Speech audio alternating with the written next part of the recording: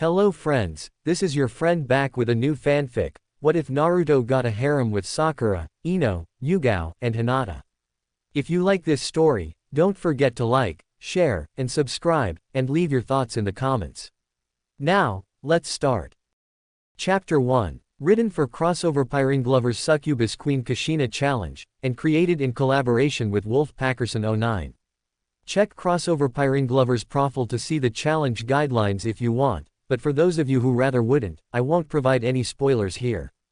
Also, feel free to check out all of Crossover Pyringlover's challenges listed on his profile.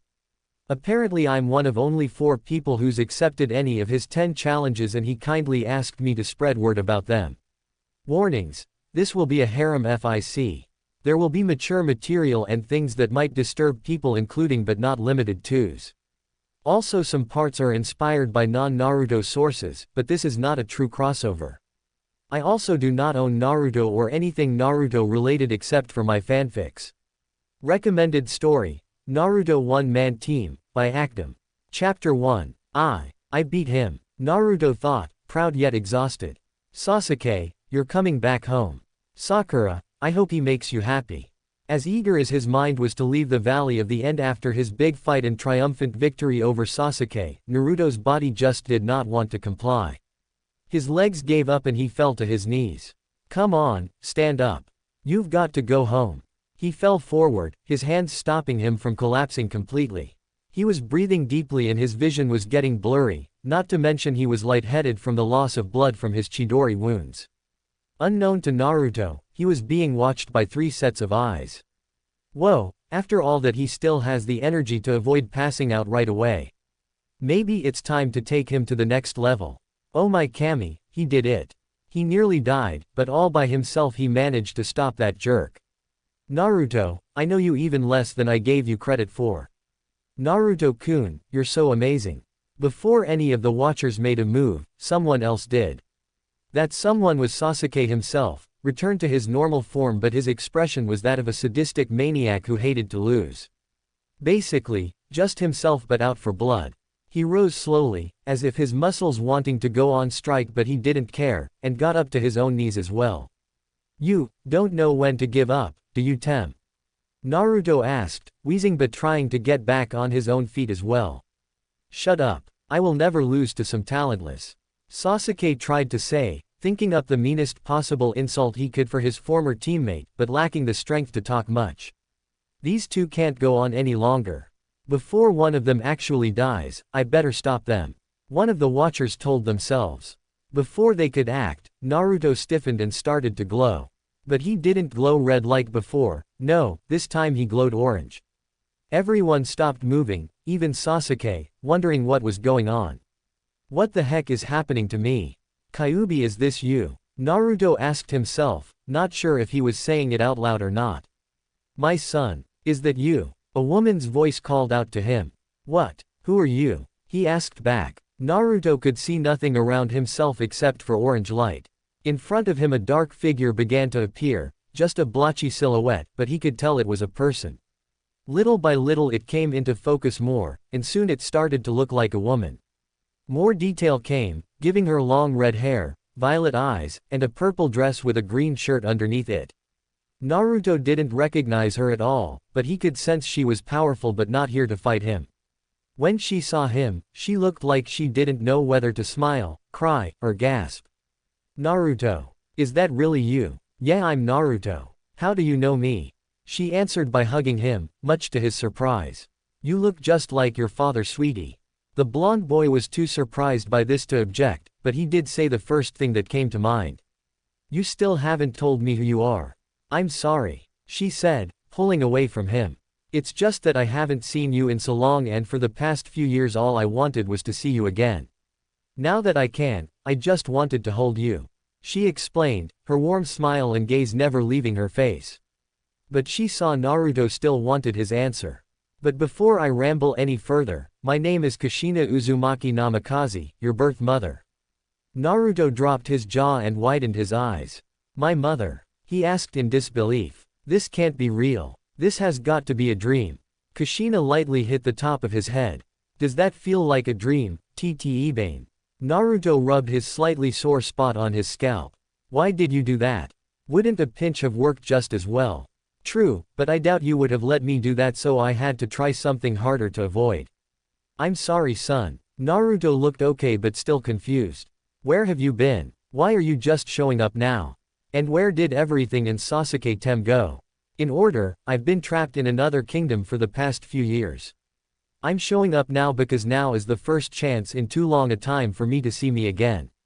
I truly wanted to be here sooner, in fact I never wanted to leave you, but someone was a bitch and stopped me all these years. She sounded like she wanted to kill someone, just as badly as Sasuke wanted to kill his brother. And we're actually speaking in your mind right now, so that's why you can't see anything else. I'd say outside here only a couple of seconds have actually passed. So technically you're not really here? Naruto asked. Kushina sadly nodded. No, this is a sort of astral project to allow me to find you. Very soon though my real self will come to you directly. I just wanted to know where to go once I'm back in Midgard. Midgard. I'll explain more later. Just stay where you are and I'll come to you as soon as possible, son. Remember, I still love you and I never stopped. You're what's been keeping me going all this time. Right now the vision started to fade away. Wait, Mom, don't go. Naruto shouted, extending his hand out. She took it gently as if to reassure him she could come for him, but she faded away completely. Back out in the real world, the glow faded and Naruto collapsed like a puppet without strings. Well, that was weird, Sasuke commented. He eyed a stray kunai left during the battle and picked it up. I guess I better kill him before he does that or that weird red thing either. All of a sudden, 3 figures came out of hiding and landed not that far from the traitorous Uchiha. He immediately recognized 2 of them, but the third was someone he never bothered to notice. Drop the kunai, Sasuke. You're coming home with us. Kakashi, both eyes visible, told his once favored student. He then briefly glanced at the 2 others without losing his focus on Sasuke. Girls, what are you 2 doing here? Hokage-sama told me and Hinata to follow you, in case you decided to ignore your mission and follow these 2. Sakura answered and Hinata nodded, her angry Byakugan-enhanced glare focused on Sasuke, who had yet to lose his weapon. She was apparently right to worry you would act this way. If you interfere, I'm going to kill you all too. Sasuke warned. Sakura glared at him. Give it up, Sasuke. You're outnumbered and worn out from fighting Naruto. Even you must realize the odds are against you. Sasuke was mad they were calling his bluff. He figured he could easily get rid of Sakura, maybe struggle to beat the Hyuga but still beat her, but there was no way he could defeat Kakashi in this state. No matter how he looked at it, he had lost. Angry at such a circumstance, the young Sharingan user tightened his grip on his kunai. At least I can kill the Dobi and prove I'm still stronger than him. Moving as quick as he can, which wasn't as fast as he would have preferred, Sasuke tried to drive the kunai into Naruto's neck for his token victory. Before he could get close, he saw out of the corner of his eyes Kakashi create a Reikiri, no doubt to use on him. Thinking quickly and using some of the last bits of chakra he had, Sasuke waited until the moment Kakashi lunged at him and did a Kawarimi. Kakashi, Sakura, and Hinata were horrified to see Sasuke made Naruto take his place for the attack, resulting in Naruto getting another life-threatening wound. Maybe one too many for even the Kyuubi to help heal. By substituting with Naruto, Sasuke ended up putting himself on the ground and tried to get back up. However, he was stopped by a very unexpected obstacle, Sakura's fist to his head, followed by Hinata's Juken. Kakashi ignored the 2 angry girls in favor of trying to keep Naruto alive. The way he saw it, nothing short of a miracle could save Naruto right now, but he had to try. As he tried using what little medical jutsu he had copied in his life, Kakashi ntoiced 2 things at work on Naruto's injuries. The first was red chakra, obviously from the Kyuubi, trying to stop Naruto from bleeding to death and repair the cellular damage, and a strange orange chakra working on the wounds too, as if reinforcing the red chakra. I don't understand this, but if it increases Naruto's odds of living by even 1%, I won't stop it. The cycloptic Junin thought as he continued to help in his own way. Meanwhile, Sakura and Hinata looked like they were trying to bring Sasuke closer to death instead. They stopped after he stopped resisting, allowing them to see he was unconscious. Both girls panted heavily, their adrenaline rush wearing off. Sakura smiled at Hinata. Not bad, Hinata. I just hope Naruto being in danger is the only thing that can get you this driven in a fight. Thank you, Sakura-san, the shy girl replied. If you don't mind my asking, why exactly were you attacking Sasuke-san too? I thought you were so fond of him. The Pinkett looked upset and lost eye contact with the Hyuga heiress. I'll tell you later. It's a long story and we need to get Naruto and Sasuke back. She then came up to her sensei with Hinata following. Kakashi-sensei, is Naruto okay? I'm not sure, but he's healing. Someone up there must like him. Hinata leaned down and gently kissed Naruto, much to the surprise of the others.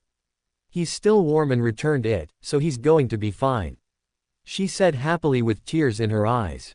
Looks like I'm not the only one with a long story to tell, huh, Hinata?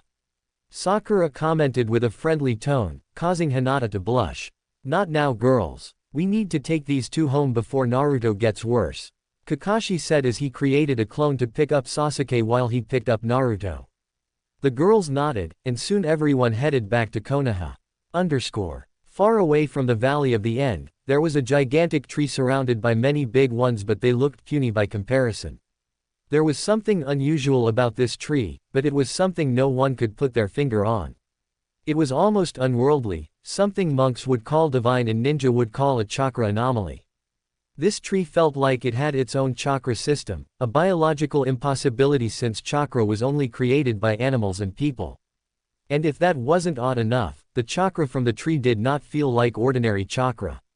It was an unclassified type. For this reason, everyone agreed to leave this strange tree alone. No one was anywhere near the tree right now, which was a good thing. Because right then some of the bark began to move like some sort of sheet. Soon a hole was revealed, a black gap so dark nothing could be seen inside it. But a moment later, there were a few small lights like stars glowing, and a hand came out, followed by a head, then the rest of a body. I'm back, Kushina said as the hole behind her closed. How long has it been? Naruto was only supposed to be 6 years old. Not old enough to be a genin. What happened? Damn that woman for making me take so long to get back to this realm. And damn her for taking me from it in the first place. She sighed and shook her head. That's not important. I need to see my baby now, even if he's not a baby anymore. He needs to know who and what he is, and will be. Before not knowing kills him. Without saying another word, Kushina was immediately on the move. Chapter 2. After running as fast as they could with 2 unconscious tag-alongs, Kakashi, Sakura, and Hinata finally made it back to Konoha. A few other search parties had already gone out to locate the other members of Shikamaru's team and brought them back, making this group the last to return. Choji and Neji were in the worst condition, with Tsunade herself overseeing Choji's treatment and Shizune overseeing Neji's. Kiba and Lee both needed to stay in the hospital 1 night, maybe 2, to recuperate, and Shikamaru's finger injury was already treated enough that he was only still the hospital by choice now, since he was waiting to hear how his friends were. Because of this, the staff was stretched a bit when Kakashi came to the hospital, but he got a hold of an unprejudiced doctor who would stabilize Naruto before he got worse. Kakashi, Sakura, and Hinata refused to leave the room until they got a sign that Naruto was in the clear or not. Kakashi's clone took Sasuke to the prison hospital, since they would be the best at ensuring he didn't get out anytime soon under his own power. The clone even left orders to keep him locked up until Kakashi or Tsunade said otherwise and to disregard any orders from anyone else. Naruto was bandaged, stitched, connected to tubes and machines, and unconscious, but by some unfathomable reason, he was still alive and even breathing under his own power. Well, he should be in the clear now. All that's left to do is keep him nourished and on painkillers, and wait until he wakes up. He'll probably feel like hell, but at least he'll be alive, the doctor told the others. Thank you, doctor. I hope you don't mind us waiting here for him to wake up. Kakashi replied. No problem. Now, I think I've earned a coffee break. Bye, the doctor said before leaving. The 3 shinobi turned to Naruto, as if they thought he would open his eyes any second now. So far that was not happening. An hour later Tsunade had a free moment and decided to go check on Naruto, whom one of the nurses informed her was brought in and stabilized but showed no activity. When she got to the room, she saw Kakashi, Sakura, and Hinata sitting around keeping an eye on Naruto, each with a drink in their hands. Please tell me how Naruto is. She started. By all facts, he should be dead, but somehow is still alive. Kakashi answered. I don't understand it, but I am certainly glad it's true. Tsunade's eyes widened, and she immediately began a diagnostic scan jutsu over the blonde boy. His pulse is steady, he has some broken bones that are mending, some torn muscles that are doing the same. She paused, looking like she was now seeing something rather unpleasant. Signs of damage to internal organs. Missing epidermis on multiple areas on the torso but lower layers of skin growing in. Low blood pressure. What happened to him? Did someone drive a pike through his chest? Not exactly a pike, but yes. Kakashi regretfully admitted. And, it was done 3 times. 3 times. Tsunade shouted, causing Sakura and Hinata to jump back. Kakashi sadly nodded, unable to make eye contact. Sasuke used the Chidori technique, something I regret teaching him, on Naruto twice, and, he tricked me into striking him a 3rd time. Tsunade had never seen the technique, but on her trip back to Konoha Naruto had described it to her as a lightning sword his sensei used for close-range kills. He sounded like he hoped to learn it once they got back to Konoha. Tell me where the bastard is so I can punish him accordingly. Few had any doubt what exactly she had in mind. He's in the prison hospital right now with the caretakers there ordered to place him in a cell once he's stable. Kakashi answered. You should know Hokage-sama, I saw a strange chakra at work in Naruto's wounds, and I don't mean the chakra you're thinking of. This was a completely different one. Tsunade was instantly alerted, and glanced over towards Sakura and Hinata. Could you two please leave the room for a moment? This is going to be a classified talk. The girls nodded and left the room. Tsunade looked back at the one-eyed Junin. Continue. Evening came and Tsunade was worn out. The last thing she wanted to deal with was an emergency council meeting that she didn't even order. In fact, she was strongly tempted to use her Hokage authority to call it off and tell them all to wait a night on whatever it was they wanted to yammer on about.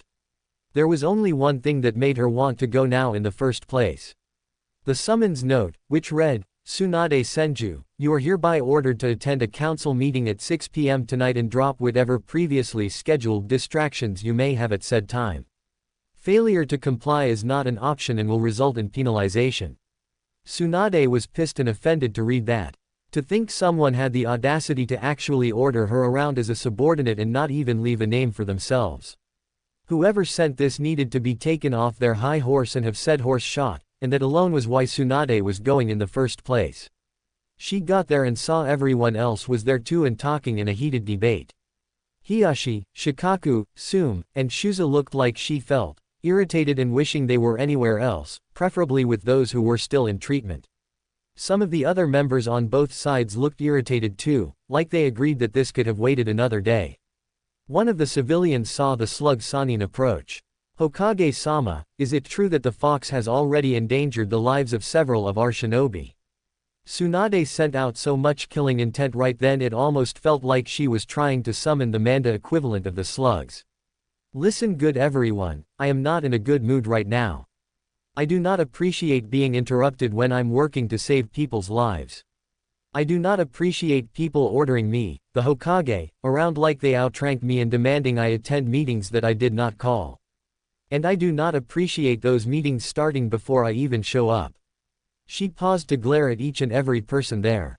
Now, first thing first, who here thinks they can demand I show up here or get punished if I refused? No one answered, prompting Tsunade to cross her arms. That oh so kindly worded request didn't write itself people. Answer me now. Still no one answered. Fine. Since no one here has got the balls to admit it, give me one damn good reason why I shouldn't declare this meeting adjourned. Summoning up their courage, Homura spoke first after clearing his throat. Hokage-sama, not to make light of the grave insult to your authority, but there is a subject being discussed already that you should help settle. He paused until he was certain he had her attention. It has come to our attention that the mission to retrieve Sasuke Uchiha from the clutches of Orochimaru was a success, but there is question regarding if Naruto Uzumaki went too far to ensure success here. Some of the civilians looked like they wanted to shout out derogatory comments about Naruto, but held their tongues since Tsunade was already ready to beat the crap out of someone who crossed her. A wise choice, since her next choice of words were quite angry. How exactly did this come to your attention? We asked our friends in the Anbu about why 4 genin, 1 chunin, and a couple of junin were sent out of the village all of a sudden. Koharu answered. Tsunade frowned. Anbu reports are confidential and not meant to be open access to anyone who happens to ask. We heard that the demon brat took the last Uchiha out of Konoha to kill him and pretended to be part of the search party to avoid suspicions. Is that true, Hokage-sama? Another civilian asked, changing the subject. Tsunade glared. Let me guess, you're either rooming that, or you heard that from someone you know full well hates Naruto. Doesn't anyone here actually want to hear the truth, or does everyone just want to speculate and rant anti-Naruto propaganda? No one answered, but everyone did look curious about the details of the mission. Tsunade, still irritated, decided to get this over with. Now, since everyone's so damn curious, here's the real facts about what just happened. Now, during a strange breach of security, 4 Junin-level shinobi from Orochimaru's forces came to Sasuke Uchiha and convinced him to go with them to Orochimaru's side.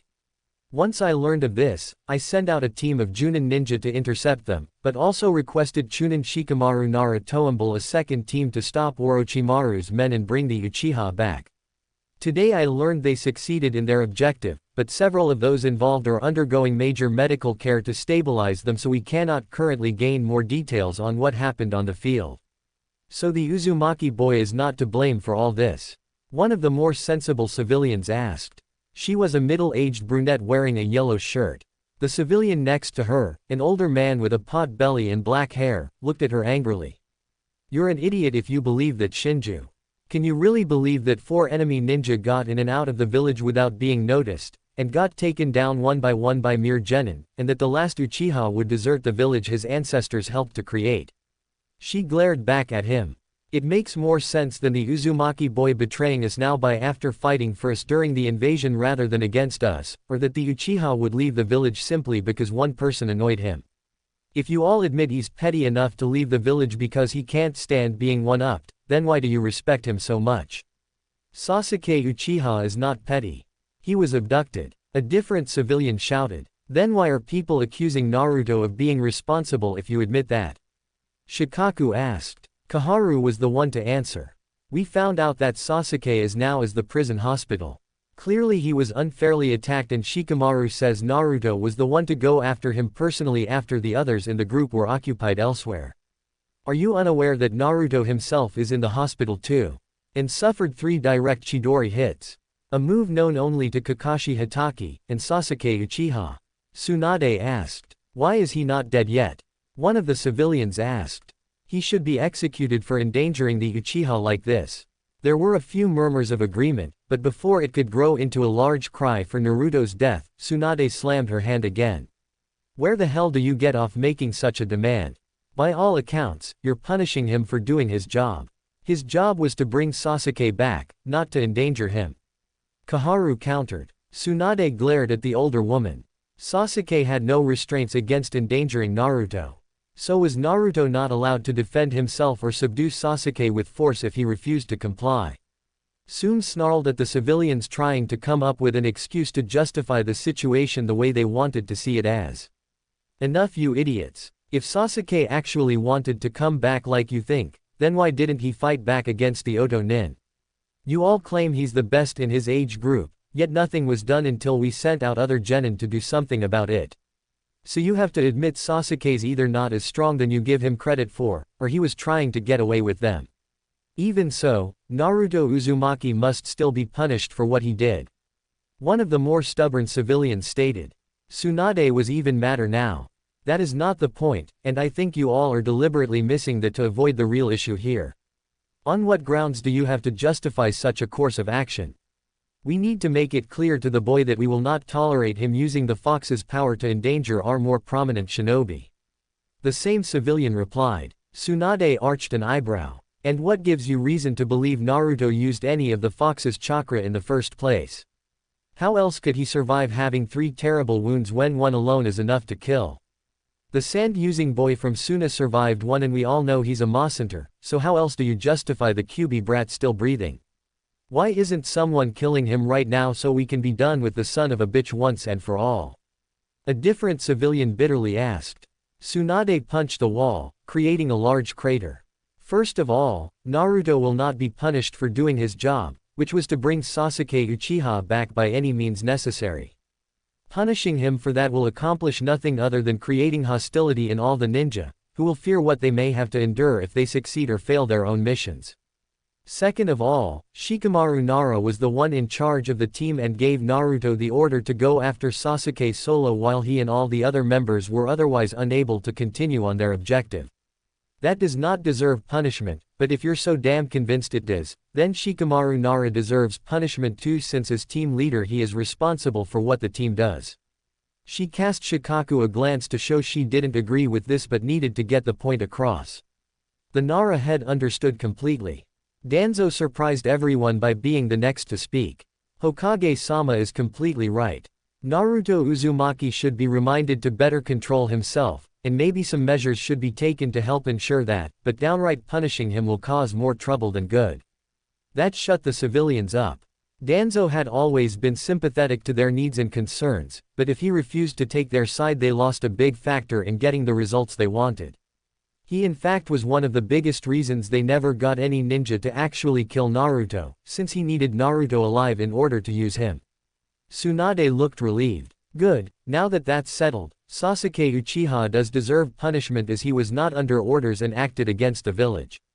Whether you believe he left voluntarily or not, he was close to being acquired by Orochimaru and thus having the Sharingan used against Konoha. It's likely that the snake will send more for him, so Sasuke needs to be kept out of sight to prevent anyone from taking him or him being able to leave a second time. The shinobi all saw the wisdom in that while the civilians found it hard to argue that. I will determine Sasuke's punishment after hearing from the retrieval team to get all the facts in.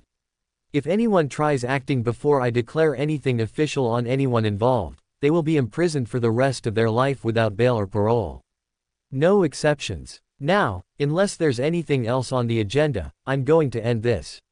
Tsunade continued. No one said anything. Good. Now go home people. Kushina arrived at the Valley of the End. Naruto's been moved, she said, not seeing him anywhere nearby or even detecting any traces of him other than his blood on the ground. Someone was here and took him away. Probably back to Konoha. I guess I better go there. Damn, it'll take me till noon tomorrow at least to get there. Still eager to see her son as soon as possible, she headed in the direction Konoha was. After a few minutes, she had to stop. What's this? You wished to see me? A male voice asked, his face hidden from view by a mask and most of his upper body obscured by shadows. All that could be clearly seen of him were his black pants and blue open-toed shinobi boots. Yes. To put it simple, we want Tsunade out of office now. One of the three people meeting this hidden man said. She is not doing her duties properly and is turning blind eyes to the real threats while calling others threats instead. A second person added. And if that wasn't bad enough, she's trying to give the shinobi ideas that they don't have to work for the civilians, but rather we must submit to them. The nerve of her. The shinobi are here to be our servants, not the other way around. The third voice stated. You are aware that I'm a shinobi, right? The hidden man replied. Why should I do as you ask and turn against the strongest one in the village just because some cowards are afraid of her? His tone clearly showed he wasn't against the idea, but he was going to require some incentive before he did as asked. The first voice sighed. Every shinobi is a mercenary, meaning pay the right price and they'll do anything. They held out a bag full of Ryo coins and bills, easily full with 2 years' pay for a junin. The hidden man took the sack and checked to ensure it wasn't a fake bribe created by a genjutsu. Such a thing was not uncommon in underhanded situations such as this. I think I can work something out. Though be aware that I will not be able to act until tomorrow. An operation such as this requires careful strategy, not impulse, and more manpower than I alone can provide. The second person nodded. Do what you must. Just ensure Tsunade is out of the picture and the Kyuubi brat is in hell where he belongs. We will take care of the rest. Chapter 3. Late at night, Naruto finally opened his eyes. Where am I? He quietly asked as he rubbed the sleep out of his eyes, not fully aware of his surroundings. Glad to see you're awake, Naruto. Kakashi's voice was heard. Kakashi-sensei? Naruto asked, his sight coming into focus. He saw he was in a hospital room resting on a bed with an IV attached to his right arm, and apparently something covering his right eye completely. Kakashi was seated beside him reading a book under a lamp, and strangely enough, Sakura and Hinata were seated in two guest chairs alongside the wall.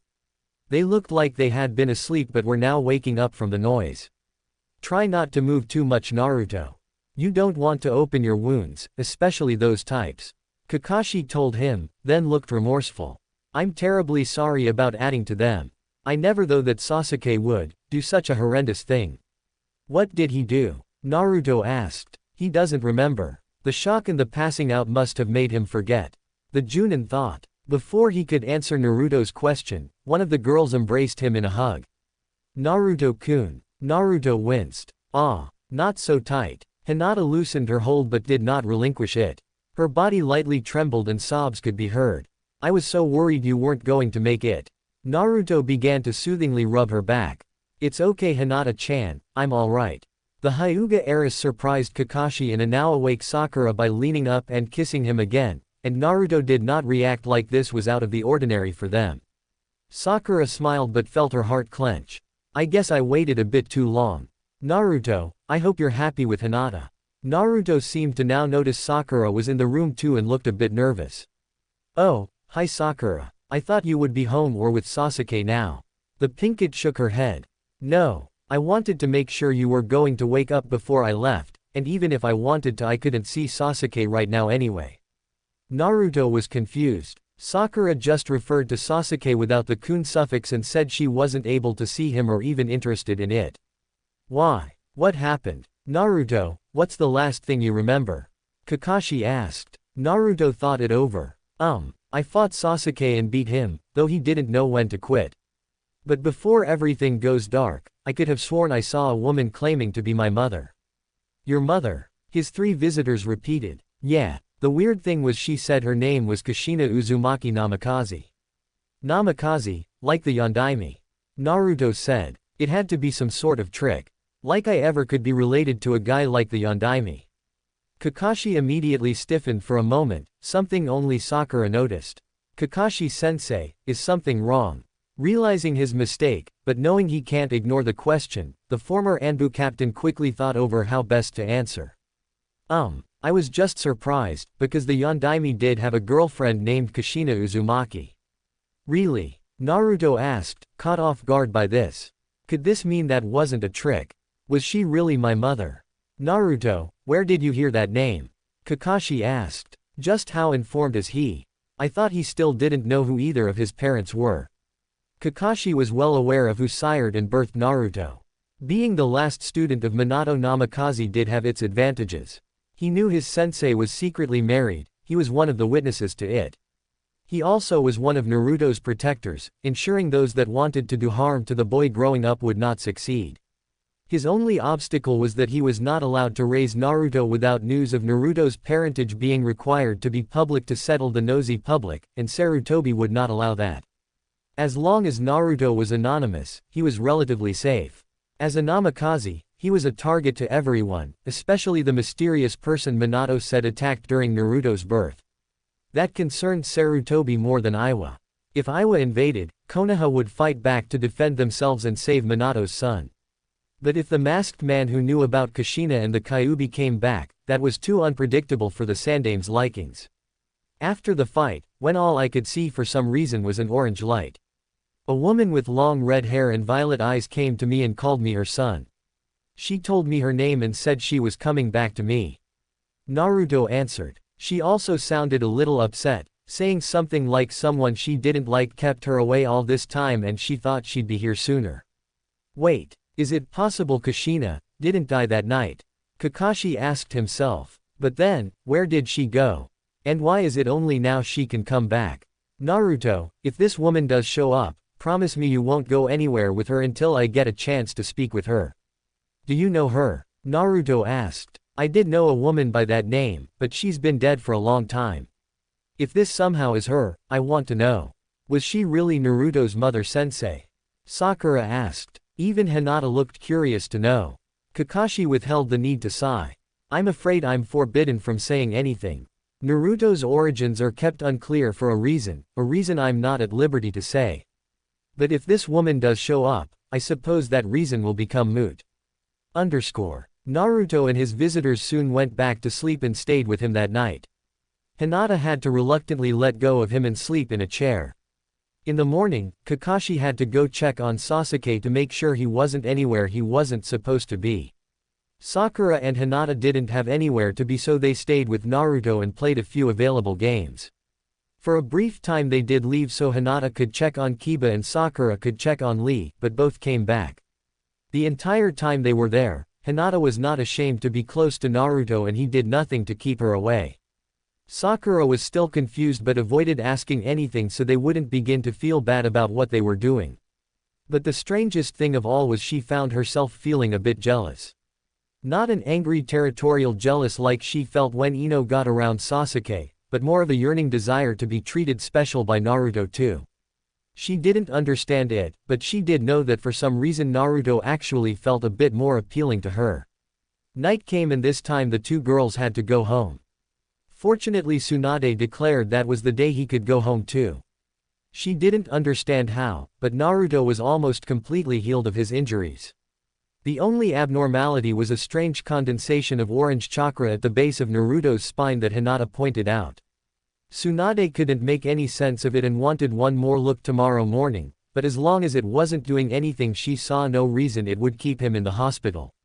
Naruto laid awake in his bed, wondering about the possibility of seeing his real mother again. There were so many questions he had for her. Where did she go? Why did she go? Why couldn't she take him with her? Was she really the wife of the Yondaime, making him his son too? Did she love him? And, what was her favorite flavor of ramen? Naruto was currently looking out the window as the sun was setting, as if hoping his mother would come in through the window like Jiraiya was known to. Oddly enough, the pervy sage hadn't shown up yet. Probably just busy looking at girls, trying to see their nice wet. Whoa, where did that come from? A knock at his door was a welcome distraction. Come in, he said. The door opened and two girls walked in. One was older than him and the other younger, and the younger immediately came up to him. Boss. Hey Moegi, nice to see you.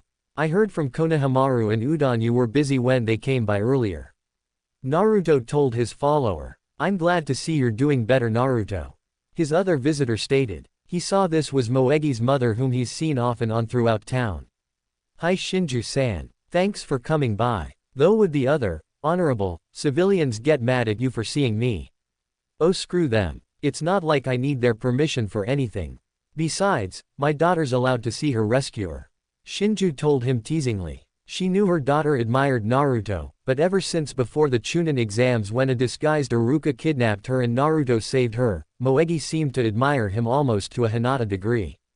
Shinju thought it was cute given her age, and saw no harm in the young girl liking Naruto. It probably wouldn't last, and she could do worse. Oh, before I forget, the real reason I came by was because I was given this by one of the other council members. Shinju added before pulling out an envelope. I mentioned I was going to see you tonight, and one of them asked me to give this to you. I thought it was weird since given their attitude most of them don't want to give you anything less than death, but I took it and brought it here. Naruto took it. Naruto, before you open it, could you maybe make a clone and have it open the letter away from here? Just in case it contains a bomb or anthrax or something like that. Naruto nodded and created a clone. When he did, he noticed his chakra acted a bit weird this time, but he brushed it off. The clone went outside to an empty training ground and opened the envelope. There were no explosives or dangerous substances inside, but after reading the contents, the clone was so shocked and offended that it lost its balance when running back and it tripped and landed hard enough to be dispelled. Naruto immediately got the clone's memories and gasped. Those bastards. What is it? Both Moegi and Shinju asked. Naruto threw off his blanket and rushed to get dressed in a spare jumpsuit Kakashi had brought him. I need to get out of here and to Ba-chan before they get started. In his rush, he completely ignored the fact he didn't know why he had his clone's memories. Tsunade was sound asleep in her house, with Shizune in the next room. Fortunately, years of experience as a Sannin and a lack of heavy drinking allowed Tsunade to still be alert when sleeping. She opened her eyes the moment the window downstairs was opened. Someone's trying to get in, and my gut tells me it's not Jiraiya hoping to see me in my nightgown. She told herself, silently getting on her feet and putting her gambler's jacket over her white nightie. She wouldn't open her bedroom door, knowing the sound would alert the intruder and make them act faster. At the same time, she was cautious that this might be a diversion and the real problem would come from behind. Soon there was no noise, and that made Tsunade all the more unsettled. Okay, either a silencer jutsu has just been performed, or they're not being careless. Either way, it's ninja who know what they're doing and they're in the Hokage's house. This cannot go unpunished. Not wanting to scare them off, because she can't prosecute them if they escape, Tsunade as careful as humanly possible opened her door and got into the hall. The first thing she saw was Shizune, just as alert and dressed in a pair of black pajamas with a nervous tauntaun at her feet. The two women made eye contact and nodded, both knowing what to do. Now it feels like a waiting game. We're both waiting for the other to make a move so we can retaliate as desired. Tsunade thought after noticing there still was no sound. She was getting impatient. Well, I'm not going to wait forever for something to happen. Fortunately, she didn't have to. As soon as he reached the house, Naruto was concerned. The door was wide open and there were Anbu posted around the perimeter, not a good sign. He instinctively came to a stop before they could see him. Shinju and Moegi were following him but hadn't caught up yet since they didn't have his stamina. Damn, they're starting already. Well, not on my watch. Naruto angrily thought. The spot on his lower back was starting to burn, but he ignored it. Instead he made a large amount of clones, aggravating the spot more so, and sent them in. The Anbu were caught by surprise but only one was taken down. The others started fighting off the clones and killing them, but the numbers never seemed to cease. Fortunately, Naruto didn't plan on them beating the Anbu, instead they were there to distract them while he snuck inside. With so many Narutos around, no one could tell for certain which was the real one, who happened to be one of three that made it inside the building. Inside the main room of the house were three Anbu, all three looking upset to see him. Ba-chan, someone's trying to, one of the clones shouted out, only to be killed by a thrown kunai. You shouldn't be interfering, boy. The center Anbu, the only one wearing a white outfit instead of a black one and having the Anbu insignia on his vest too, said to Naruto with disdain. He wore a mask that looked like some kind of rodent with stripes. The one on his left bore some kind of bird pattern, and the one on his right looked like some kind of lizard. Like hell I won't. I saw the message from the council. You're here to hurt the Hokage. The other Naruto clone said. This time the Anbu didn't attack, uncertain if this would be worth it. This is none of your business. The Hokage has proven she is unfit for the job and the council has voted to remove her from office. Village law says the council can remove the Hokage from office if they have reason to believe they're abusing their power. The white Anbu told the blonde. Both Narutos looked madder. Like hell. I know that law, Gigi told me about it. The council has to vote unanimously for such a thing with both sides. And I doubt the clan heads were even asked, otherwise more than just the Anbu would be here. And I know for a fact one civilian member did not vote for this. You're breaking the law and you know it. Oh, shut up, you beast. The bird Anbu said before throwing a kunai at both. One dispelled but the other Kawaramite with one of Tsunade's cushions, putting him behind the trio. Naruto lunged forward and threw a punch at the nearest Anbu, the lizard one. He blocked it, but Naruto added a kick to his stomach for added measure. It stunned him, but the other two members rushed in with weapons ready to gut Naruto like a fish. Before they could, Tsunade came forward and punched them both. Get the hell out of my house. And consider yourself fired. Tsunade shouted to the Anbu. Ba-chan, you okay? Naruto asked. Yeah, I heard the whole thing. Now let's get rid of these bastards. Tsunade said, cracking her knuckles. The white Anbu tried to get up, but Tsunade grabbed his vest and lifted him up as Shizune came into the room. You're the head of the Anbu. Correction, former head. Tell me who put you up to this and I might go easy on you. The Anbu head just laughed this off. Go to hell, demon lover. You're still under arrest for leaving the village all those years and refusing to listen to the voices of the council. That shows your loyalty to Konoha is questionable and you're ignoring the needs and concerns of the civilians. You are going to be removed from office even if you stop me here, and you will be kept away to breed more senju. More sensible, obedient senju that is. He finished with another laugh. Tsunade punched him right in the jaw. If his jaw or neck wasn't broken now, nothing would break it. Before she could do more, a scream outside could be heard, catching the attentions of Naruto, Tsunade, and Shizune. Since it was a woman's scream, Naruto headed back out. He was mortified to see that the gathered Anbu that hadn't gone chasing after some of Naruto's clones now had Moegi and her mother in holds with kunais at both their necks. Naruto glared, his eyes turned red with black slits, and red chakra forming around him. But this time, there was orange mixed in with the red, with nothing but orange at the base of his spine, noticeable only by Tsunade and Shizune at the moment. Let them go now. How about I do this instead? The Anbu holding Shinju said before thrusting his kunai into the back of her neck. Take that demon supporting bitch. Mom! Moegi screamed, trying to kick herself loose. Fortunately her own captor wasn't as eager to kill. Naruto froze up, then got mad enough that his own tail cloak was starting to form with fangs and claws included. But unlike the last time, this time the chakra tail was entirely orange, no red at all. What's going on? Tsunade asked regarding the strange orange chakra. Shinju looked at the enraged Jinchuriki. Naruto, keep my daughter safe. Moegi, I love you. She closed her eyes and coughed up some blood. Moegi broke down in sobs, while Naruto jumped at the Anbu who murdered her defenseless mother.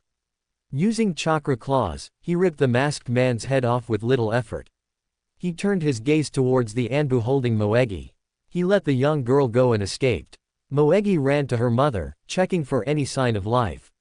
Naruto dropped his cloak and checked with her. Neither found any, causing Moegi to sob into the blonde's shoulder as he held her comfortingly. Shizune gasped. Tsunade-sama, do you see what I see? She asked, pointing at Naruto with a shaky hand. Tsunade nodded. Naruto now had a tail. Not a chakra tail, but a dark-colored flesh tail with a spearhead tip. Chapter 4. Naruto now had a tail. Not a chakra tail, but a dark-colored flesh tail with a spearhead tip. And he didn't even seem to notice it. Shizune whispered to Tsunade. Milady, I know Shizune, but right now we've got a bigger problem. For instance, where are all the other Anbu? This clearly was not the entire force, so if this was only a fraction then why didn't anyone intervene? For that matter, why is no one appearing right now to see what happened? Shizune gasped thinking it over. You're right. What's going on? Tsunade stepped forward. Naruto. She called out, gaining the boy's attention. Help me take her body to the hospital. And create as many clones as you can and find every Anbu and clan head you can. Tell them I sent you and see how they react. Gather all the non-traitorous ones and bring them to the hospital. We need to see who all is still on my side here. Naruto nodded and let go of Moegi before creating hundreds of clones that ran out in every possible direction. He turned to help Tsunade carefully lift Shinju's body, making Moegi gasp. Boss, when did you get a tail? A tail? Naruto repeated, completely clueless to her question. I don't have a tail. Then what's that behind you? Moegi asked. Naruto felt his backside and quickly found a new appendage. What the hell? Where did that come from? I'll have to check that out too, but for now let's focus on her. Tsunade said, picking up Shinju.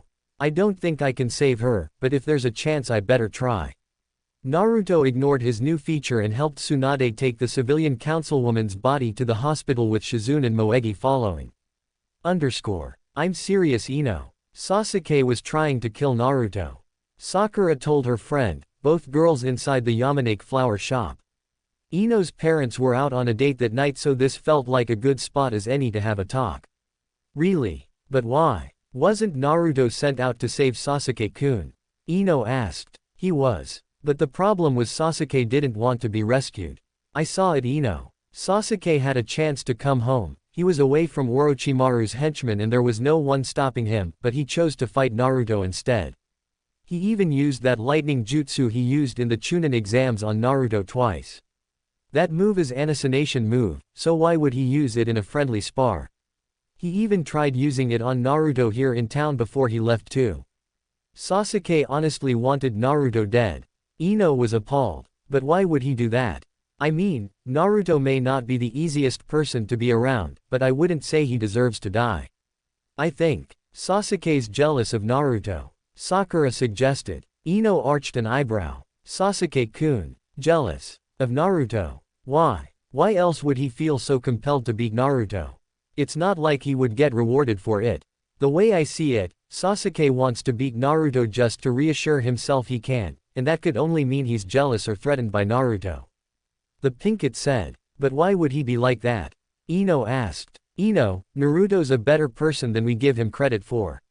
I mean, there is a reason Hinata likes him so much. Oh, you're not going to believe this, but apparently Naruto and Hinata are an item now. What? Ino came close to screaming. How? When? Why? I don't know. I never got a chance to ask either of them. I didn't want to make them feel scrutinized while they were having such a good time together. But I think it was soon, since Naruto has been rather aloof to me lately. Even when I was on that date with him to talk to him, he acted like he wasn't all there. Wait a minute, you actually went on a date with Naruto? Ino asked. Sakura looked down, saddened. Kind of. It was more like a meal between friends so we could talk, but I called it a date to get Naruto to agree to it. If he wasn't already with Hinata by then, I certainly didn't give him any reason not to, and if he was, he probably didn't know how to turn me down. Ino could sense the remorse in her friend's voice. What happened? Sakura was a bit hesitant to answer. I was confused about Sasuke and hoped that by talking to Naruto about it he could help me know what I wanted. He tried to reassure me that Sasuke wouldn't do anything wrong, but I don't think either one of us really believed that. After that he cut it short. He probably saw that I had other things on my mind than spending time with him and felt hurt. I don't know, but I feel like maybe I hurt him. So, Naruto will get over it and be back to his normal self in no time. Don't beat yourself over it, forehead. The blonde mindwalker callously commented. The Pinkett lightly frowned at her friend. That was uncalled for, pig. Ino frowned back. Well, why do you care so much? You never cared how Naruto felt before, so why now? I've seen you hit him like it's a reflex. And now his feelings are hurt and suddenly you feel bad. Before we get to my attitude, let's cover yours. Sakura jerked back a bit but didn't argue. Instead she looked remorseful again. You're right, I'm a horrible friend. But at least I've learned to admit it and am willing to change it. Would you do the same, Ino? Ino shrugged. Why should I? Naruto's never been my friend. I don't hate the guy, but I've never even said more than one sentence to him at a time. Why should that change now? Because someday you may have to work with Naruto and depend on him for something like I have. Do you really want there to be a wedge between you when it happens? Sakura asked back. Ino was confused by this sudden new attitude Sakura had. Sakura, since when do you care what Naruto thinks? I mean, Sasuke-kun's the only boy you would even give the time of day to, and even last week he was the only boy you mentioned by name without someone else bringing them up first. So why now the change of heart? You really want to know why, Ino? Sakura quietly asked, as if afraid to be heard. Her friend nodded. Okay, the truth is. Die, demon scum. A voice screamed outside. Both girls bolted out of their chairs and looked towards outside the store where the shout came from. From the window they saw a bunch of Narutos fighting an Anbu in the street. One of them knocked on the door. Ino, you there? I need to see your father. Now. Sakura reacted first and opened the door. Naruto. What's going on? Some crazy shit's going on and the Anbu are turning against the Hokage. I'm trying to find all the ones who aren't and all the clan heads too. Where's Yamanaka-san? He's out with my mom. Ino answered, still processing all this. Where? The sooner I find him, the better. Naruto asked. I think they're either at the theater or at the Akamichi restaurant. Ino told him. Thanks. Naruto said before turning around and heading back out. Avoid the Anbu who now gave chase. Ino was wide-eyed. The Anbu are rebelling. Why? I don't know, but that's not all. I don't know how to explain it, but I could swear Naruto had a tail. Sakura stated. Hinata was about to get ready for a bath then bed when she heard something at her window. Immediately worried, she instinctively activated her Byakugan and saw Naruto perched on her windowsill. Naruto-kun, she asked as she opened the window. What's wrong? Hinata-chan, I can't stay long. Please get your father and tell him the Anbu are rebelling and the Hokage needs his help immediately to keep them from succeeding. Can you do this? Hinata silently gasped then nodded. Of course I will, Naruto-kun. Thanks. I better get going before anyone dispels me. Just promise me you'll stay safe. Naruto said before giving her a light kiss then leaving, without waiting for her to respond. Naruto-kun, good luck, and please stay safe too. She told herself before heading towards her father. Tsunade did the best diagnostic scan she knew over Shinju, only to find the results everyone feared were true. I'm sorry, but she's gone. Moegi broke out in tears, and Tsunade had a night duty nurse take the body to the morgue. She then looked at Naruto. Naruto, I need to get to the Hokage Tower to get control of this situation. Please get this girl somewhere safe then get to the tower right away. And while you're at it, try to hide that tail. It's likely to only create more problems in the ninja and that's the last thing we need. Naruto nodded and tucked his new tail under his orange top as best he could before lifting Moegi onto his back. This put a lot of weight on his tail which ached but he ignored it. Where should I take her? Her place might be a target now, and my place is even unsafer under the circumstances. How about Konohamaru's? That might work. The whiskered blonde immediately took off to the youngest Sarutobi's house. Tsunade at the same time headed towards the Hokage Tower. Who's behind this? That Anbu talked like he was enjoying this, but I don't believe he was doing this uncoerced. Someone put him up to this, someone who wanted me and Naruto out of the picture. And since they're acting now, that can only mean this is connected to the Uchiha's betrayal. In that case, this must mean someone on the civilian council does not like my ruling and is willing to break the law to get what they want, and even a good portion of the shinobi are on their side. Bunch of egotistical fuckers. Along the way one of Naruto's clones came up to her.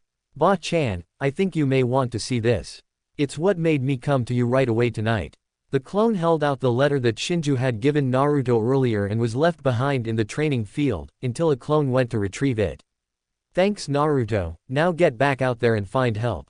Tsunade told the clone who quickly departed. She read the letter, and saw read. Naruto Uzumaki, you are hereby stripped of your status as genin and effectively banned from ever having a claim to ninja title, rank, status, or property including equipment from this day forth per orders of the council. Reasons for this, which we are only giving because we're legally required to, not that an abomination such as yourself deserves such courtesy, or because you have proven yourself a threat in our eyes to our more competent and valuable shinobi and you are influencing the younger generation in a bad way as well as controlling the Hokage somehow. Do not bother having your puppet Hokage get you out of this as she is effective immediately removed from office too and we will decide an appropriate replacement while she suffers for her crimes. It was signed, Council of Konoha, but there was only the civilian seal on it. The shinobi seal was completely absent. Oh, I'm going to tear these holes a new one. And then I'm going to get started on the serious beating. Suddenly, she stopped. Or maybe, I could make this work to my advantage. Tsunade-sama. Shizune asked, seeing her mentor stop walking. Shizune, how long does it take to mend a broken body? Tsunade asked casually, resuming her walk. Shizune and Taunton were immediately confused. It depends on the extent of the damage and the effectiveness of the treatment given. True. And how long does it take to mend a broken ego? The slug Sanin added. The brunette and pig were even more confused now. That cannot be treated by anything less than time and acceptance of the situation that bruised it. Tsunade-sama, what are you getting at? We're in a serious situation here. I know. Which is why I'm asking this. Tell me Shizune, what's crueler to do to someone with a superiority complex? Break some bones, or break their prides? Milady, stop speaking in riddles. Alright, but I'll have to tell you the rest later when we get to the office. Thanks to Naruto's clones, all the clan heads and some of the Anbu were brought to Tsunade's office. Okay everyone, we've got a crisis here. Not more than 30 minutes ago I was attacked in my own home by our own Anbu, led by the current head of the department. He declared me removed from office and under arrest and quarantine as if he had the authority to do such a thing. Naruto got warning of this and came to help me out, and under my orders gathered you all here. Any idea who is behind this Hokage-sama? Shikaku asked. Tsunade showed him the notice. This was given to Naruto while he was recovering in the hospital and brought to me by him while the Anbu were attempting to catch me off guard. You tell me who looks like the responsible party. The notice was passed between a growing number of maddening shinobi all ranked Junin or higher. The nerve of these bastards. If I had hellhounds I'd sick them on them all right now. Soon growled. What are your orders, Hokage-sama? Hiyashi asked. Tsunade smirked. If I'm removed from office, I can't give orders, can I? All the ninja including Shizune were caught by surprise by that remark. Excuse me? Inoichi asked. I didn't come back to this village to get bossed around by idiots with more ego than courage or common sense. Some people here, I'm assuming most of the civilian council if not all of them, are trying to claim authority they don't have, and apparently some of the shinobi are on their side. Since each clan has active members in the Anbu ranks, I need to know right this instant who here approves of the idea that Konoha is better off with new leadership. Tsunade said, her gaze sharp enough to cut steel at the end.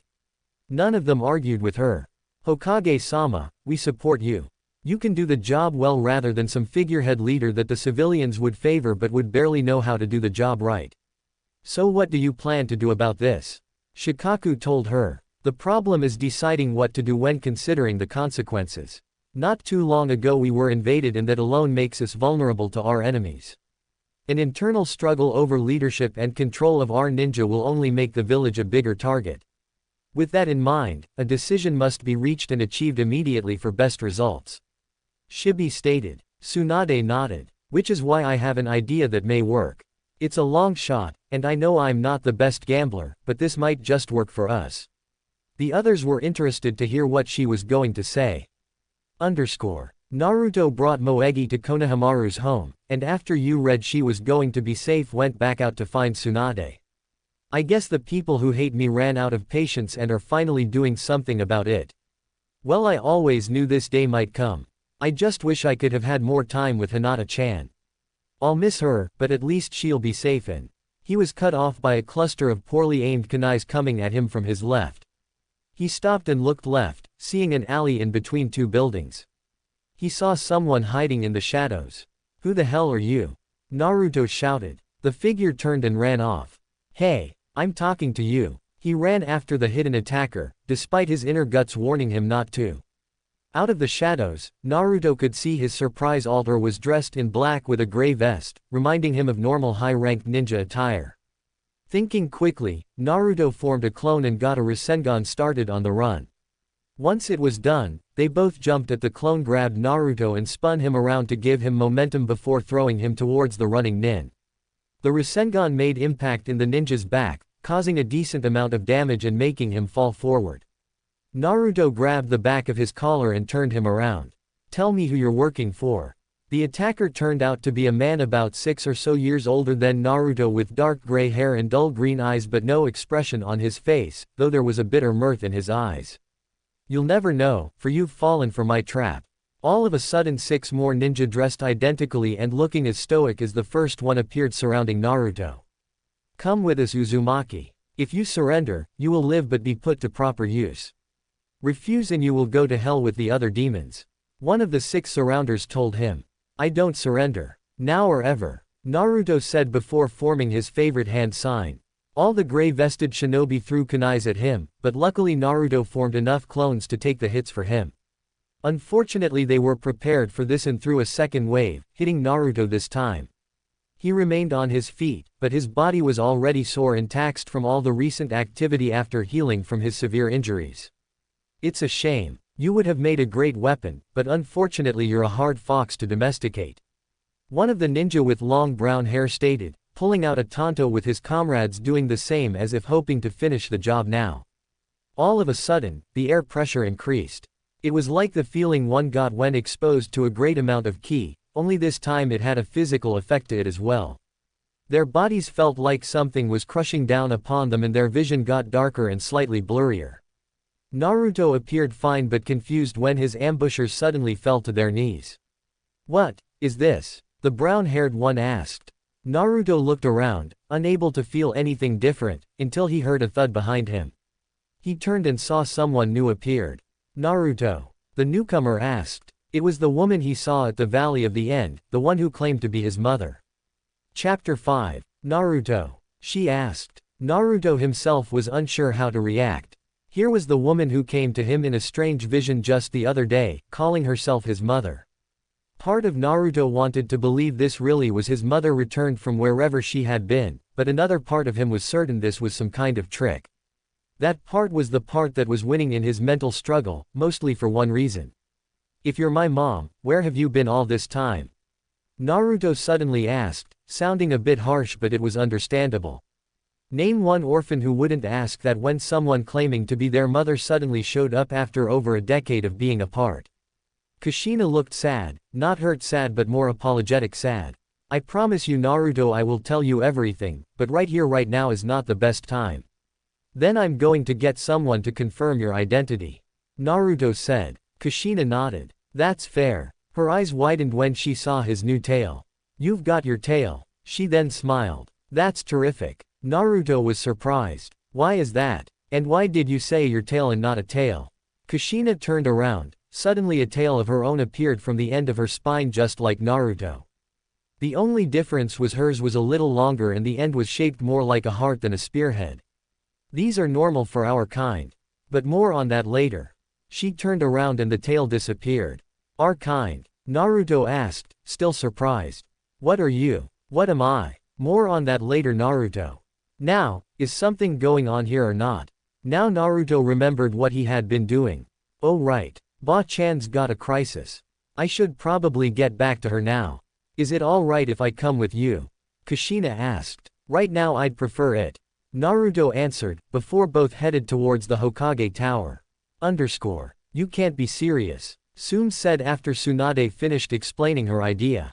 All of the other ninja looked shocked by it too. Tsunade nodded. I know it's a risk, but it's the only way to drive the point across and ensure something like this doesn't happen again. Can anyone think up a better idea? Yes. Remove the civilian council from power and put new members in their place. Shikaku told her. The Hokage shook her head. There's no way of knowing just how far the influence of the civilian goes. Look outside, some of the shinobi are taking orders from them, and it's likely that's not all. They likely already have a contingency plan for if they ever are removed from power and can influence their replacements. Your suggestion, while fitting, is mostly a band-aid idea, and we need something that does more than soothes the problem. Your idea will only make things worse. Inoichi told her. Tsunade looked undaunted. Sometimes things have to get worse before they get better. Shibi spoke up. Hokage-sama, I will admit that if your idea works, the problem will effectively be eliminated, but how can you ensure it will work? And what do you have planned in case things do not go as expected?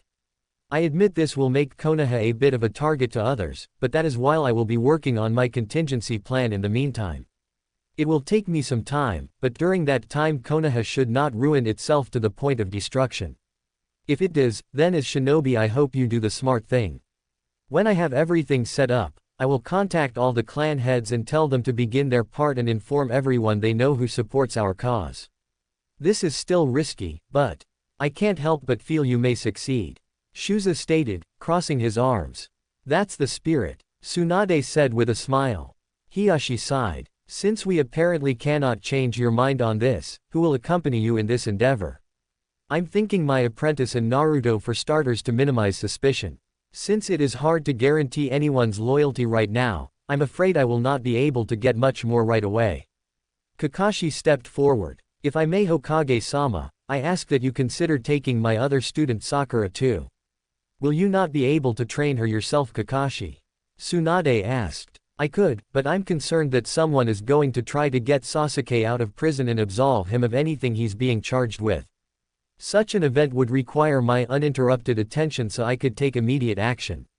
Plus, it would help to get Sakura away from her parents. I've heard they are both strong supporters of the civilian council, so if things happen as you predict they will try to drag Sakura into the problem. Interesting point. I will look into the possibility. Tsunade told him. Okay everyone, you know your roles in this. Start as soon as possible. Dismissed. Everyone nodded, even if a bit reluctantly, then left the office. Out in the streets the chaos appeared to have died down and there were no more Naruto clones running around chasing or fighting Anbu Nin. Some Anbu ninja were still out but it was impossible to tell what they were doing. They were likely looking for Naruto, but to what end was a mystery to everyone except themselves. Sakura and Ino were out looking for Naruto too. Actually, Sakura was looking for him and Ino was mostly following Sakura. After Naruto's clone left the Yamanaka shop, the two girls were concerned about what was going on. Ino could have waited for her parents to return home, but Sakura couldn't and wanted to find Naruto to see what was going on and if she could help out. He had to be far from his best given he had been at the hospital only hours ago. Sakura, stop. Ino called out, only to be ignored. Even if you do find Naruto, what do you plan to accomplish? More than I would if I stand around and wait for it to be over. Sakura replied, tears in her eyes. As soon as I saw Naruto all bandaged up like that, I promised that no one would have to suffer because I was too weak to contribute anything on my own part. I can't let Naruto get in danger again while I stand back and just watch. I have to do something. Both Kunoichi had to stop and catch their breaths, leaning against a building as they did so. Do you have any idea where he even is? Ino asked as she panted. I think the hospital is a good place to start, and if he's not there we can find Hinata. She should find him quicker than we ever could. Sakura answered. Then why not go to her first? Ino asked. No need to worry her until we know whether or not Naruto's at the hospital. The Pinkett answered before running out again. Ino groaned and followed again. Ironically, when they turned a corner, they saw Hinata out heading towards the Hokage Tower. Hinata, Sakura called out. The Hyuga heiress turned to face the other two girls but didn't stop moving. Sakura, Ino, what are you two doing? The same thing you likely are. Looking for Naruto. Sakura answered. Hinata nodded, and now Sakura and Ino could see her Byakugan was active. I'm concerned too. A clone of his came by to warn me, but I couldn't stay away knowing he'd be in danger. Right now he's heading towards the Hokage and there's a woman I've never seen before accompanying him. So Hinata, is it true you and Naruto are? Ino started. Now's not the time, Ino. Sakura cut her off. Kakashi went out to find Naruto and bring him to Tsunade. Fortunately, Naruto ended up inadvertently coming to him. Kakashi-sensei. The Cycloptic Junin stopped in front of his student. Naruto, Hokage-sama needs. He stopped when he saw the woman behind the whiskered blonde. Kushina. Is that really you? Hey Kakashi, it's been a while. The red-haired woman told her husband's student. So you really did contact Naruto earlier when he said you did? Kushina nodded. I would have been here sooner, but I misjudged the distance to Konoha. Also I found something that briefly tied me up. Anyway, wasn't there something you were trying to tell my son? Kakashi-sensei, is she really my mom? Naruto asked, sounding desperate for an answer. Kakashi looked at Kushina, looking for any indication that she was not the real deal. Kushina smiled. I caught you kissing Rin-chan without your mask in the alley behind the theater one night in the summer while you two were still chunin. Okay, you're the real Kushina. Kakashi stated. So Naruto, that means that she really is your mother.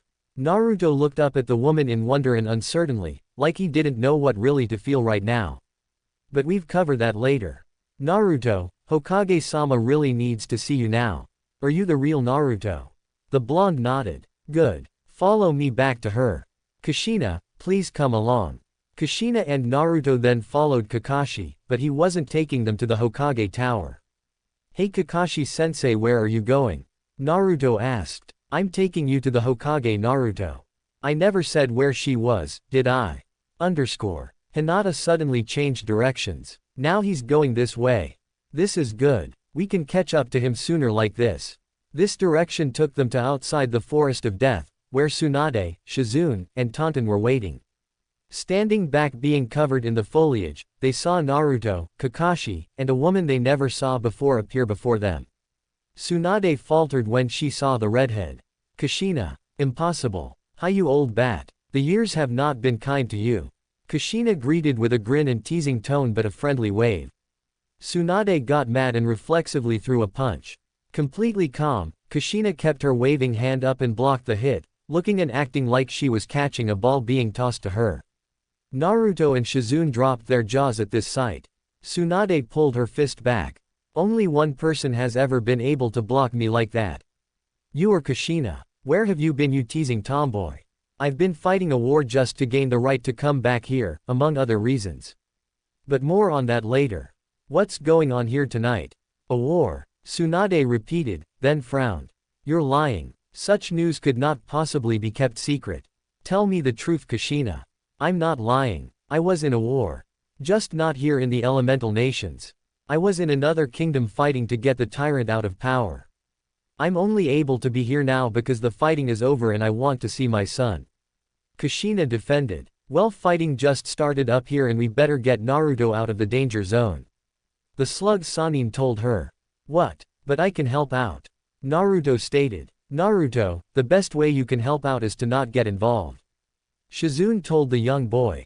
Taunton oinked in agreement. You will have to explain yourself, Kushina, but for now, Kakashi, go find Sakura and bring her here if you want her to be a part of this. Tsunade said. Before Kakashi could move, Sakura emerged from her hiding spot. I'm here. What do you need me for? She called out. Sakura, what are you doing here? And how did you find us? Kakashi asked. I was concerned about what Naruto was getting involved in. Sakura answered. Hinata stepped out too. Me too. And I led her to Naruto-kun. She looked like she was expecting to be punished for this. Anyone else with you? Kakashi asked, eyeing the bushes. Ino came out. Just me. I tagged along. You and Hinata should go home right now. Kakashi ordered. Why? Ino asked. Because you wouldn't have any role here. The cycloptic Junin told the blonde mindwalker. You girls better say goodbye to Naruto now because this will be the last time you'll see him for a long time. Tsunade told the two heiresses, trying to be considerate. Hinata looked shocked. No, she shouted as she lunged at Naruto, engulfing him in a hug. I just got him. You can't take him away so soon like this. Hinata-chan, Naruto started, but stopped when she tearfully gazed at him. Take me with you, Naruto-kun. Please, she asked in a way that would break most people's resolve and with eyes that would even make the puppy eye jutsu cave in. Naruto looked at Tsunade, who sighed. Hinata, I haven't even told Naruto about this mission. Sakura can go because of certain circumstances, but those don't apply to you. She looked at Ino. Ino Yamanaka, please return home. Ino left, albeit reluctantly, but Hinata refused to budge. Kushina smiled and stepped up to the brunette. Hi there, little lady. Are you my future daughter-in-law? Hinata blushed so much you'd swear every drop of blood in her body was in her face. Kushina laughed lightly as the Hyuga fainted in Naruto's arms. She must really like you to react like that, son. Most girls would deny it. Sakura turned to Tsunade. Hokage-sama, what's going on? Listen everyone, because I don't want to repeat myself and we need to get out of here as soon as possible. Tsunade said, gaining everyone's attention. Hinata subconsciously snuggled closer into Naruto's chest, looking quite comfortable. Naruto, you're in danger here in Konoha, and this time the ones behind it are not stopping until they get what they want. I'm going to get you out of Konoha until they lose some steam. This may take a while though, so you better go pack for a long trip. Naruto shrugged. No need. My house was burned down apparently while I was heading to yours. My clones found out while they were running around.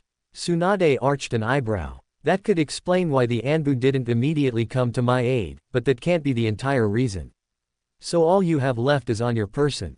Naruto shook his head. I've been prepared for a long time for the day I ever had to leave Konoha like this. I've got supplies hidden around in case my home was ever destroyed like this. I'll be fine. Tsunade smiled. Nice thinking, Gaki. Sakura was surprised. For years you thought you might be forced out of Konoha, Naruto. Sakura, even you must know I'm not exactly the most liked person in town. I hoped they would learn to get over it and accept me, but I was prepared for the possibility they wouldn't and I would have to run or die. Hope for the best but prepare for the worst, like Iruka-sensei said in class. The whiskered blonde told his teammate. Kushina looked confused. What do you mean, son?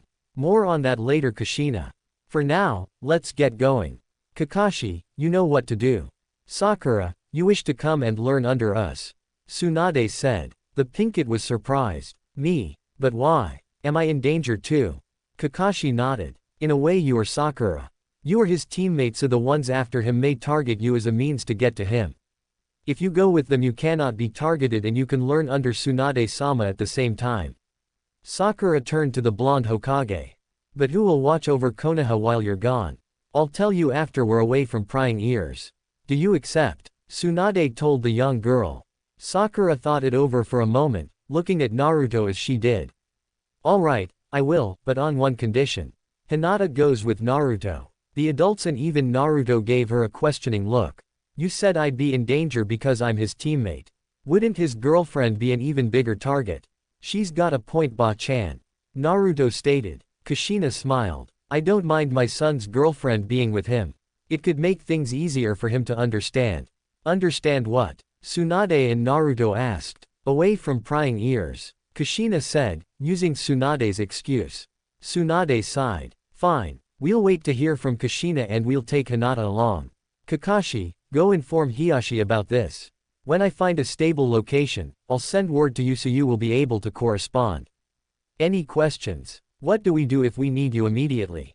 Kakashi asked. An immediate return would be impossible for me, so delay the issue as much as possible and improvise if you have to. The slug Sanin told the Junin. Kakashi nodded and left. So where are we going? Naruto asked. Go get your provisions, then we'll talk. Suan told him. I know a good place you can hide.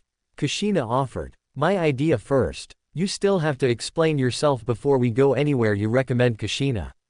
Tsunade claimed forcefully. Fair enough. Should I go home and get some stuff? Sakura asked. Tsunade shook her head. Probably not a good idea, unless there's something there you have to have or can't do without. She then faced Naruto. Naruto, how much did you stash away? Enough to feed and help myself for 6 months. Maybe a month or 2 for all of us if we use it carefully. Good. Sakura, if you can, be discreet about it. Shizune, accompany her and bring her to the top of the monument when you're done. We'll be there waiting. Yes, milady. Shizune told her mentor. With that, Tsunade, Kushina, Naruto, and a still unconscious Hinata heading to Naruto's secret stash while Shizune, Sakura, and Tonton headed to the Pinkets' home.